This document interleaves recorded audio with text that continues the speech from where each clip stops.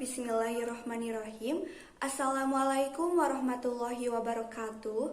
Perkenalkan, saya Alvina Fitriani dengan NPM 21212121014 dari kelas 2A.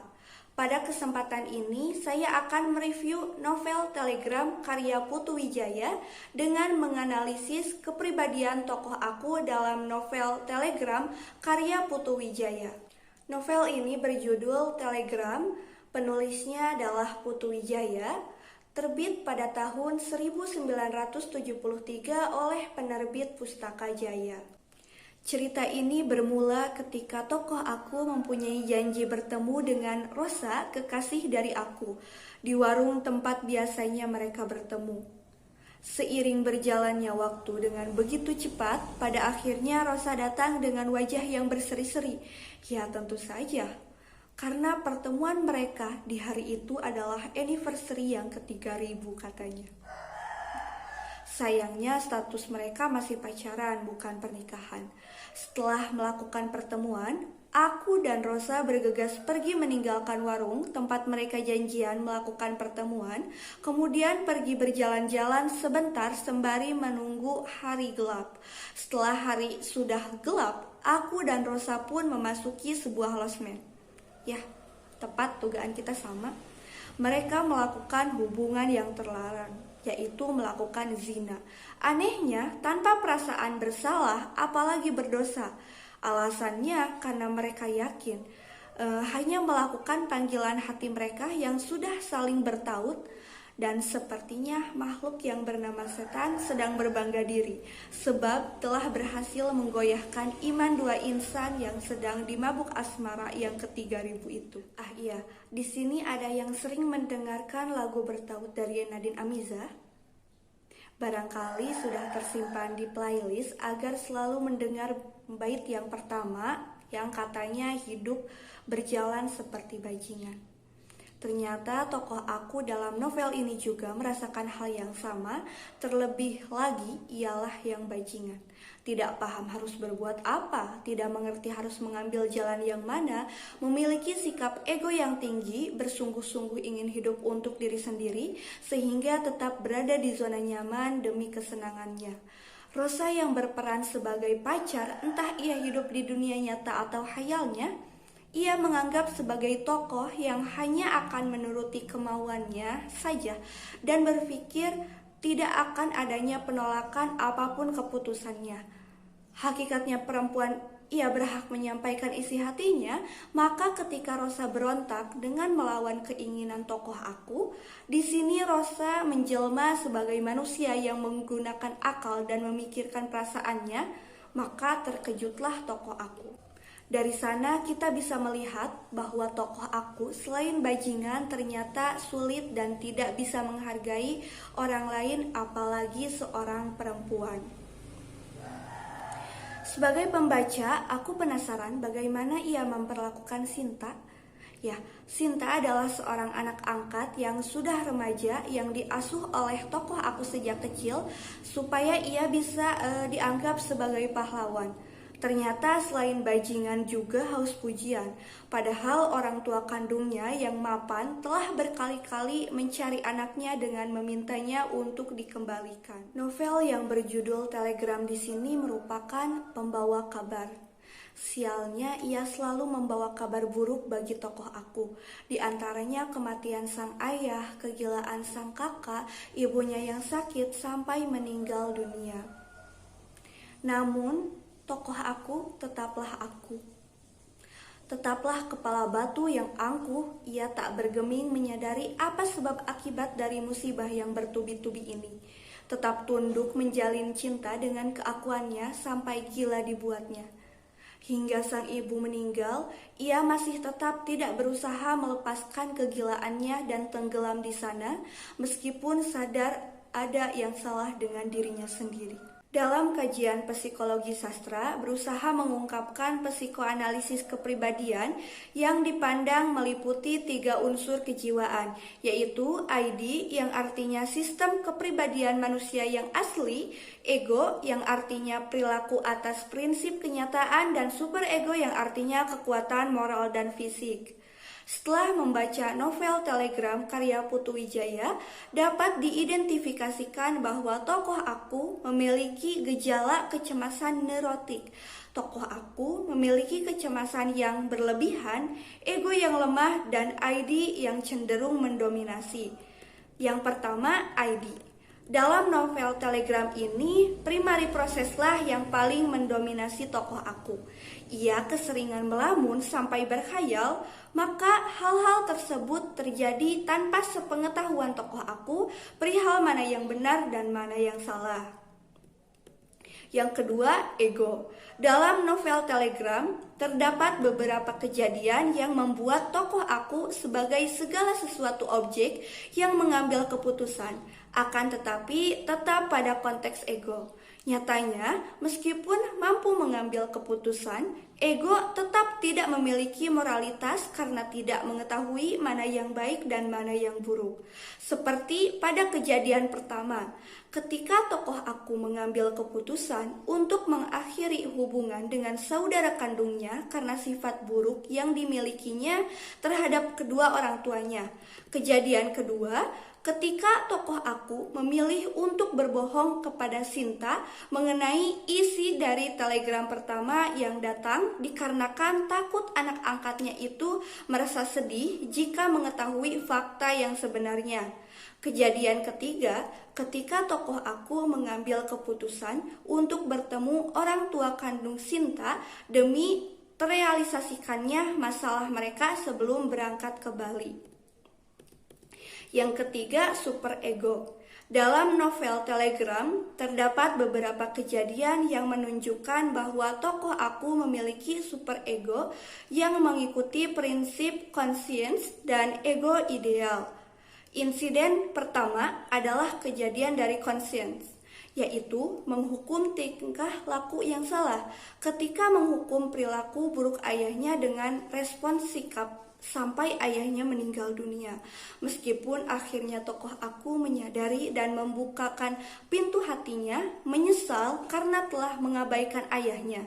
Insiden yang kedua, kejadian dari ego ideal, yaitu ketika tokoh aku mengungkapkan kebenaran kepada Sinta mengenai orang tua kandungnya. Setelah kita mengetahui bahwa novel Telegram karya Putu Wijaya terbit pada tahun 1973, maka novel ini termasuk pada periodisasi sastra angkatan 70-an. Angkatan 70 dalam sastra Indonesia adalah angkatan pembawa sastra baru dengan corak yang berbeda dari angkatan sebelumnya. Angkatan 70-an ini diberi nama oleh Abdul Hadi WM dan Dami N. Toda. Dalam angkatan ini, ada beberapa sastrawan yang membawa corak baru terhadap sastra Indonesia, seperti Sutarji Kalzum Bakri yang mengenalkan puisi bercorak baru terhadap sastra Indonesia, yaitu puisi mantra. Ciri-ciri yang mencolok dari eksperimen yang diperlihatkan karya-karya yang muncul dasawarsa pada tahun 1970-an itu, beberapa di antaranya untuk novel yang dapat diwakili oleh karya Iwan Simatupang, Putu Wijaya, Kunto Wijoyo, dan Budi Dharma. Pengarang di sini berusaha melakukan eksperimen untuk mencoba batas-batas beberapa kemungkinan bentuk, baik prosa, puisi, mulai ada puisi kontemporer atau puisi selindro, maupun drama, yaitu dengan menulis pertunjukan drama yang absurd alias tidak masuk akal seperti prosa dalam bentuk cerpen. Pengarang sudah mulai berani menulis cerpen dengan panjang 1-2 kalimat saja sehingga terlihat seperti bentuk sajak. Entahlah, semua semakin tidak jelas. Adapun karakteristik angkatan 70-an mengenai struktur fisik dan tematik prosa dan drama, yang pertama melepaskan ciri konvensional, menggunakan pola sastra absurd, memuat tema, tokoh, alur, maupun latar. Yang kedua, menonjolkan ciri latar kedaerahan warna lokal. Yang ketiga, sosial, seperti politik, kemiskinan, dan lain-lain. Yang keempat, kejiwaan, dan yang kelima, metafisik. Telegram merupakan novel karya Putu Wijaya yang tergolong beraliran arus kesadaran. Novel ini diterbitkan pada tahun 1973 oleh penerbit Pustaka Jaya. Novel ini juga sempat diterjemahkan ke dalam bahasa Inggris yang kemudian diterbitkan oleh Yayasan Lontar dalam seri-seri modern Library of Indonesia pada tahun 2011. Sebelumnya, naskah novel ini pernah diikutsertakan dalam sayembara mengarang roman yang diselenggarakan oleh Panitia Tahun Buku Internasional DKI pada tahun 1972 dan dinyatakan sebagai pemenang pertama pada saat sayembara itu. Novel ini menceritakan mengenai kehidupan tokoh aku yang notabene adalah seorang jurnalis Bali yang bekerja di Jakarta. Jika dilihat secara tidak menyeluruh, pikiran saya sebagai pembaca akan lebih banyak menceritakan mengenai lika-liku kehidupan asmara tokoh aku dengan kekasihnya bernama Rosa. Ya, dan ternyata saya salah. Di sini penulis lebih memfokuskan mengenai kehidupan pribadi tokoh aku di luar kehidupan asmaranya, tentang bagaimana aktivitas kesehariannya dan juga tentang hubungan dengan keluarganya. Bisa dikatakan untuk kisah asmaranya hanya 25% dari keseluruhan isi cerita. Ada yang membuat menarik dari novel ini yaitu bagaimana Putu Wijaya sebagai penulis merangkaikan keseluruhan ceritanya. Maksudnya tidak adanya batasan yang jelas di antara dunia khayal dan dunia nyata yang diperankan oleh tokoh aku.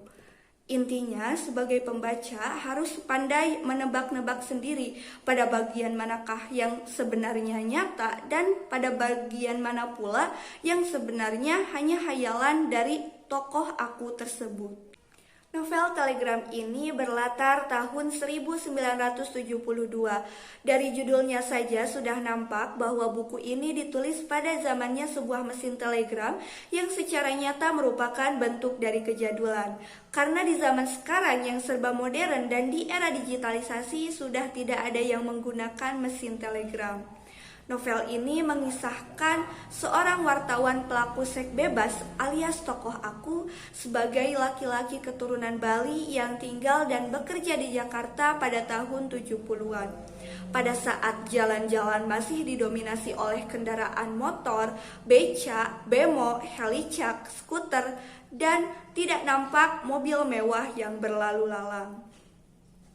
Telegram di sini bukan sebuah aplikasi yang berada di era modern, melainkan pembawa sebuah kabar. Sialnya, tokoh aku selalu menganggap bahwa Telegram merupakan malapetaka baginya. Karena setiap mendapatkan berita dari Telegram, kertas itu selalu menuliskan berita duka, kabar kematian, dan berita buruk yang lainnya dari keluarga di Bali yang berusaha mengusik kehidupannya. Begitupun berita mengenai ayahnya meninggal, mengenai saudaranya yang semakin gila, diakhiri dengan ibunya yang tengah sakit keras. Pada saat dirundung duka, tokoh aku menemukan sosok Nurma, perempuan tunawisma. Muncullah pemikiran menjadikannya tempat pelarian masalah-masalah yang tengah dihadapinya. Nurma merupakan seorang perempuan sederhana yang sudah mempunyai anak. Terlebih, ia tidak pernah menuntut apa-apa, apalagi meminta dinikahi secara resmi. Sikap Nurma yang seperti inilah yang membuat tokoh aku menjadi nyaman bersamanya, tanpa harus menjalankan pertanggungjawaban yang lebih dan sebuah keterikatan yang pasti. Tokoh aku memiliki anak angkat yang telah dirawat selama 10 tahun, Sinta namanya. Tidak ada manusia yang terlepas dari berbagai permasalahan. Ternyata selain kisah percintaannya dan Telegram, tokoh aku lagi-lagi harus menghadapi permasalahan saat ibu kandung Sinta berniat merebut hak asuh darinya. Saat-saat perasaannya hancur, kacau, dan gundah, sesekali Rosa sering muncul, entah itu di stasiun kereta, di depan rumahnya, dimanapun tempat yang sedang dipijak oleh tokoh aku. Pada saat itulah tokoh aku merasa ada yang tidak beres pada dirinya sendiri. Ia sudah gila. Bahkan tokoh aku takut menjadi gila atas kegilaan yang telah diciptakannya sendiri sebagai pelarian atas ketakutannya menghadapi dunia nyata. Ketidakmampuannya mengambil keputusan yang tegas dan penting di dalam hidupnya. Kemudian terbesit di pikirannya untuk bunuh diri, meninggalkan segala hal yang bersifat duniawi. Sekian yang dapat saya sampaikan, kurang lebihnya mohon maaf. Semoga bermanfaat. Wassalamualaikum warahmatullahi wabarakatuh.